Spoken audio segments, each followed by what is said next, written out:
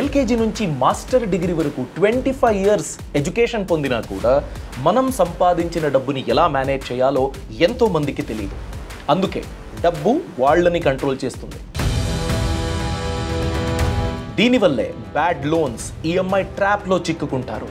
ఎంత సంపాదించినా ఫినాన్షియల్గా ఎదగలేకపోతున్నాను అని బాధపడతారు. రీసెంట్ లేబర్ ఫోర్స్ సర్వే అని చూసుకున్నట్లయితే ఇండియాలో లిటరసీ రేట్ 81% ఉంది. దాంట్లో ఫినాన్షియల్ లిటరసీ రేట్ 27% మాత్రమే. అంటే 100 మందిని చూసుకున్నట్లయితే 27 మందికి డబ్బు మేనేజ్ చేయడం తెలుసు, 73 మందికి డబ్బు ఎలా మేనేజ్ చేయాలో అస్సలు తెలీదు. దాని గురించి ఈ వీడియోలో 10 ఇంపార్టెంట్ ఫినాన్షియల్ స్టెప్స్ గురించి నేను మాట్లాడబోతున్నాను. దీన్ని మీరు ఇంప్లిమెంట్ చేసుకున్నట్లయితే ఎలాంటి సిచ్యువేషన్లో ఉన్నా కూడా మీ ఫినాన్స్ బెటర్ అవుతుంది. So let's start. నమస్కారం, నేను అభిషేక్ రామప్ప.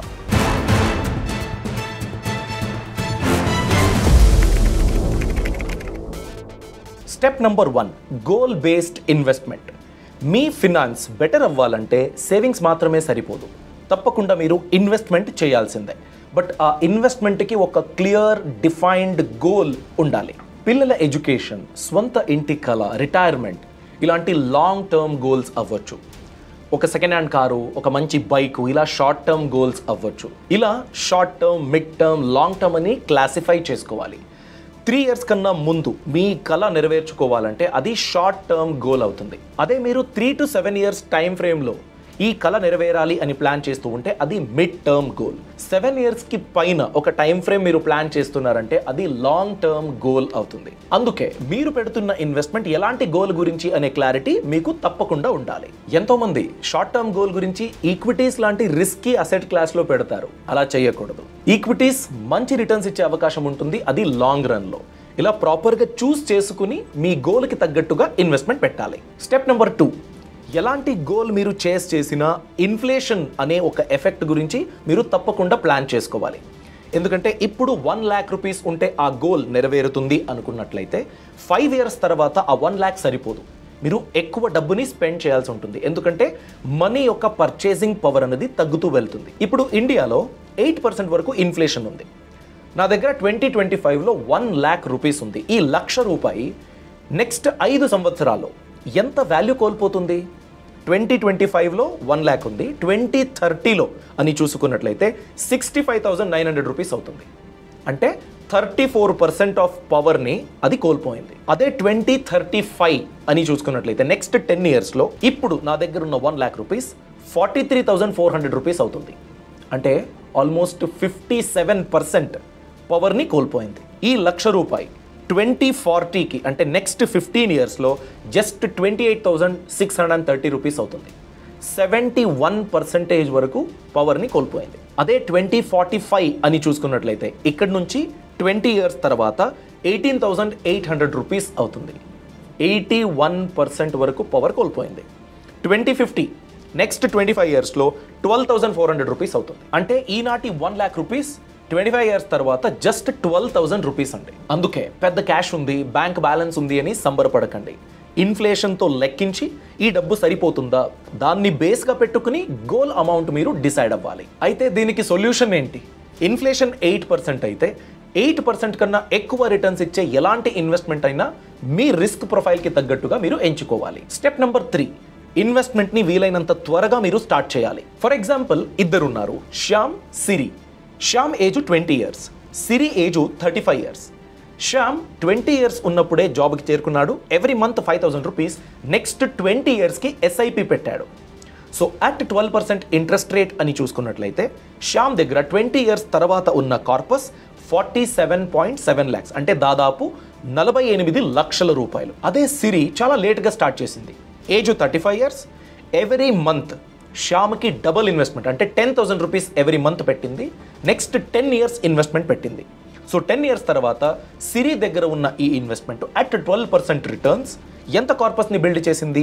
జస్ట్ 25.9 lakhs, అంటే 26 లక్షల రూపాయలు. అందుకే ఎంత చిన్న ఇన్వెస్ట్మెంట్ అయినా సరే చాలా త్వరగా స్టార్ట్ చేయండి, లాంగ్ రన్లో ఇన్వెస్ట్మెంట్ పెట్టండి, పెద్ద కార్పస్ బిల్డ్ చేసుకోవచ్చు. స్టెప్ నెంబర్ 4, మీరు ఎలాంటి ప్లాన్ చేసినా వితౌట్ ఇన్సూరెన్స్ ఆ ప్లాను ఇన్కంప్లీట్.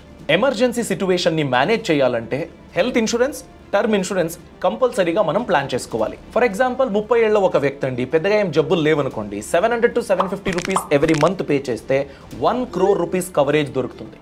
ఆ వ్యక్తి లైఫ్కి ఏదైనా ప్రాబ్లం అయితే ఆయన ఫ్యామిలీకి 1 crore rupees lump sum term insurance ద్వారా దొరుకుతుంది. అలానే హెల్త్ ఇన్సూరెన్స్ చాలా ఇంపార్టెంట్. ప్రతి వ్యక్తికి 5 లక్షల రూపాయల కవరేజ్ అని ప్లాన్ చేసుకోవాలి. ఫ్యామిలీ ఫ్లోటర్ అని తీసుకుంటే మీరు, మీ స్పౌస్, మీ పిల్లలకు అది కవర్ అవుతుంది. ఎల్డర్లీ పేరెంట్స్ ఉంటే వాళ్ళకి సెపరేట్ పాలసీ మీరు ప్లాన్ చేయాలి. హెల్త్ ఇన్సూరెన్స్ కాంప్లికేటెడ్, ఎక్స్పెన్సివ్ అని మీరు కూడా పోస్ట్పోన్ చేస్తూ వస్తున్నారా? అలా అయితే స్టార్ హెల్త్ ఇన్సూరెన్స్ చాలా సింపుల్ పాలసీస్ని తెచ్చింది. ఎంత సింపుల్ అంటే రోజుకి 12 రూపీస్ మీరు డెడికేట్ చేస్తే మీ ఫ్యామిలీకి ప్రొటెక్షన్ ప్లాన్ చేసుకోవచ్చు. డైలీ ఓ సింపుల్ కాఫీకి మీరు ఖర్చు పెట్టే డబ్బుతో ఇన్సూరెన్స్ని పొందుతారు. వీళ్ళకి 14,000 నెట్వర్క్ హాస్పిటల్స్ ఉన్నాయి. అంటే క్యాష్లెస్ ట్రీట్మెంట్ ఆల్మోస్ట్ ఎనీవేర్ మీరు పొందవచ్చు. అలానే 97% ఆఫ్ క్యాష్లెస్ క్లెయిమ్లు విత్ ఇన్ 3 hours అప్రూవ్ అయినాయి. సో పేపర్ వర్క్ అక్కడి నుంచి ఇక్కడికి వెళ్ళాలి అనే ప్రాబ్లం అస్సలు లేదు. ఆల్రెడీ 1 కోటి కన్నా ఎక్కువ క్లెయిమ్స్ని వీళ్ళు సెటిల్ చేసేసారు. ఆల్ ఓవర్ ఇండియా 850+ బ్రాంచులు ఉన్నాయి. సో మీరు ఆల్మోస్ట్ ఎక్కడైనా సపోర్ట్ని పొందడానికి అవకాశం ఉంది. మీరు కూడా సాలిడ్ హెల్త్ ఇన్సూరెన్స్ గురించి ప్లాన్ చేస్తున్నాను, అందుకే స్టార్ హెల్త్ ఇన్సూరెన్స్ గురించి చెక్ చేయాలంటే డిస్క్రిప్షన్లో లింక్ ఇచ్చాము, కామెంట్లో కూడా పిన్ చేశాము, క్లిక్ చేసి మీరు చెక్ చేసుకోవచ్చు. Coming back to the topic, step number 5, మీరు ఎంత సంపాదిస్తారో దాంట్లో ఎంత ఖర్చు పెడతారో దాన్ని ప్రాపర్గా ట్రాక్ చేయాలి. దానికో క్లియర్ అండర్స్టాండింగ్ మీకు ఉండాలి. ఎందుకు ఖర్చు పెడుతున్నారు, ఎంత ఖర్చు పెడుతున్నారని. దీనికో ఫార్ములా ఏంటి, నాకు ఇన్కమ్ వచ్చింది, సేవ్ చేసిన తర్వాత, ఇన్వెస్ట్ చేసిన తర్వాత ఎంతైతే మిగులుతుందో దాంట్లో ఎక్స్పెన్స్ ప్లాన్ చేసుకోవాలి. ఇది ఫండమెంటల్ రూల్. దాన్ని పక్కన పెట్టి చూసినా కూడా డివైడ్ చేసుకోవాలి. అంటే మీ దగ్గర ఉన్న డిస్పోజబుల్ అమౌంట్లో ఎంత పర్సంటేజ్ దేనికి ఖర్చు పెడుతున్నారని. దీనికే 50-30-20 రూల్ ఉంది. 50 ఏంటి, నీడ్స్, రెంటు, గ్రాసరీ బిల్లు ఇవన్నీ. 30% వాంట్, మూవీకి వెళ్ళాలి, అవుటింగ్కి వెళ్ళాలి, షాపింగ్కి వెళ్ళాలి, అవి.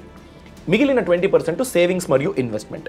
సేవింగ్స్ కన్నా ఇన్వెస్ట్మెంట్ మీ డబ్బుకి ఎక్కువ వాల్యూని ఇస్తుంది. సో ఇన్వెస్ట్మెంట్స్ గురించి ప్లాన్ చేయండి. Say for example mutual funds, PPF etcetera. For example Bhaskar salary 30,000 అనుకోండి. ఈ 30,000లో 50-30-20 రూల్ ఎలా డివైడ్ చేసుకోవచ్చు? 50% ఎసెన్షియల్స్కి అంటే 15,000, 30% వాంట్ల గురించి 9,000 రూపీస్, మిగిలిన 6,000 రూపీస్ ఇన్వెస్ట్మెంట్ గురించి మీరు ప్లాన్ చేయాలి. ఈ రూల్ మీరు జాబ్ చేరుకున్న ఒక 2 to 3 yearsకి మాత్రమే. దాని తర్వాత మీ ఇన్వెస్ట్మెంట్ అన్నది 20% నుంచి 40% వరకు వెళ్ళాలి. అప్పుడే మీరు కాంపౌండింగ్ రిటర్న్స్ ద్వారా పెద్ద కార్పస్ని బిల్డ్ చేయడానికి వీలవుతుంది. స్టెప్ నెంబర్ 6, మనం ఇంతకుముందు ప్లాన్ చేసిన ఇన్వెస్ట్మెంట్ ఇవన్నీ ప్లాన్లు ఉన్నాయి కదా, ఇవన్నీ ప్లాన్కు ఒక ఫౌండేషన్, అదే ఎమర్జెన్సీ ఫండ్. మీ మంత్లీ ఎక్స్పెన్స్ ఎంతైతే ఉంటుందో దాని యొక్క 6 times మీ దగ్గర ఈజీగా యాక్సెసిబుల్గా ఉండాలి. లిక్విడ్ ఫండ్లో, లేకపోతే స్వీప్ ఇన్ ఎఫ్డీలో, లేదు నా అకౌంట్లో ఉంది, ఎలాగైనా సరే 6 months of expenses a commitment లేకుండా మీకు యాక్సెసిబుల్గా ఉండాలి. ఫర్ ఎగ్జాంపుల్ మీ మంత్లీ ఖర్చు 40,000 అనుకోండి. 6 నెలలకు 40,000 అని చూసుకున్నట్లయితే 40 into 6 2,40,000 మీ దగ్గర యాక్సెసిబుల్గా ఉండాలి. ఏదో కారణంగా మీ జాబ్ పోతే, ఏదో హెల్త్ ఎమర్జెన్సీ వచ్చేసింది, నేను 3 to 6 months జాబ్ నుంచి గ్యాప్ తీసుకోవాలి, అలాంటప్పుడు ఈ ఎమర్జెన్సీ ఫండ్ మీ కమిట్మెంట్ని కాపాడుతుంది. Step number 7, diversification. ఏదో ఒక ఇన్వెస్ట్మెంట్ ప్రోడక్ట్ అర్థమైంది, అక్కడే నేను మొత్తం ఇన్వెస్ట్మెంట్ పెడతా, అది రాంగ్. మీరు స్టాక్ మార్కెట్ రిలేటెడ్ మ్యూచువల్ ఫండ్స్లో పెడతారు, దాంట్లో కొంచెం, గోల్డ్ మీద కొంచెం, అలానే గవర్నమెంట్ స్కీమ్స్ల మీద కొంచెం. నెక్స్ట్ ఒక 15-20 yearsకి నాకు రిటైర్మెంట్కి కావాలి, ఎన్పిఎస్లో ఇన్వెస్ట్మెంట్ పెడతా, దాంట్లో కొంచెం. ఇలా మీరు డైవర్సిఫై చేయాలి మీ గోల్కి తగ్గట్టుగా. ఒకే ఇన్వెస్ట్మెంట్ ప్రోడక్ట్ మీద మొత్తం డబ్బు ఎప్పటికీ ఇన్వెస్ట్మెంట్ చేయకండి. స్టెప్ నెంబర్ 8, సంపాదించే అవకాశాన్ని పెంచుకోవాలి. అంటే ఎక్స్ట్రా సోర్సెస్ ఆఫ్ ఇన్కమ్ని మీరు వెతుక్కోవాలి. ఎలా? మీ స్కిల్స్ అప్గ్రేడ్ అయితే అలాంటి అవకాశాలు ఉంటాయి. యాక్టివ్ ఇన్కమ్ ఏంటి? నేను శాలరీకి వెళ్తున్నాను, యాక్టివ్ ఇన్కమ్. అదే ఒక రెసిడెన్షియల్ ప్రాపర్టీని రెంట్కి ఇచ్చాను, సో రెంటల్ ఇన్కమ్ ఉంటుంది, ప్యాసివ్ ఇన్కమ్. నేను ఒక యూట్యూబ్ ఛానల్ రన్ చేస్తున్నాను, ప్యాసివ్ ఇన్కమ్. ఇలా మీరు ప్లాన్ చేయాలి. దీని గురించే 7R థియరీని ఉంది. ఇప్పుడు మీరు ఒక బిజినెస్ చేస్తున్నారు, దాన్ని రేట్ అంటారు, ఆ ఎక్స్ట్రా ఇన్కమ్ని. Salary, remuneration. Property income, rent. Investment income, returns. Intellectual property, నేను ఒక బుక్ రాశాను, దాని గురించి వచ్చేది రాయల్టీ. ఫ్రాంచైజీలో ఒక బిజినెస్ చేస్తున్నాను, రెప్లికేషన్. నాదే ఒక సొంత బ్రాండ్ని క్రియేట్ చేశాను, దాని మూలంగా మీరు ఎర్న్ చేసేది రైట్స్. ఇలా 7R థియరీ ఉంది ఇన్కమ్ని పెంచుకోవడానికి. మీకు దీంట్లో దేని గురించి స్ట్రెంగ్త్ ఉంది, దేన్ని మీరు ఇండివిజువల్గా మేనేజ్ చేయగలుగుతారు, ప్లాన్ చేసుకోండి. Step number 9, manage debt wisely. అంటే మీరు తీసుకునే అప్పు అసెట్ల గురించి ఉండాలి, లయబిలిటీస్ గురించి కాదు. ఓ చిన్న ఎగ్జాంపుల్, నేను ఓ 5 lakh రూపీస్ ఇన్వెస్ట్మెంట్ పెట్టేసి ఓ సెకండ్ హ్యాండ్ కార్ కొంటా. ఆ కారు నా పర్సనల్ యూస్ గురించి, వైట్ బోర్డ్, మంత్లీ ఒకసారే యూస్ చేస్తా. అది డిప్రిసియేటింగ్ అసెట్. మీరు తీసుకున్న వెంటనే దాని వాల్యూ అన్నది తగ్గుతూ వెళ్తుంది.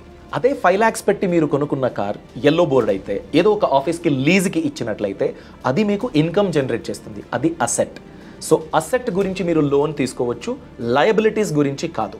ఎడ్యుకేషన్ లోన్ అసెట్, కొత్త ఫోన్కి నేను పర్సనల్ లోన్ తీసుకుంటా లయబిలిటీ, స్వంత ఇల్లు గురించి అసెట్, ఫారిన్ ట్రిప్కి లోన్ చేస్తా లయబిలిటీ.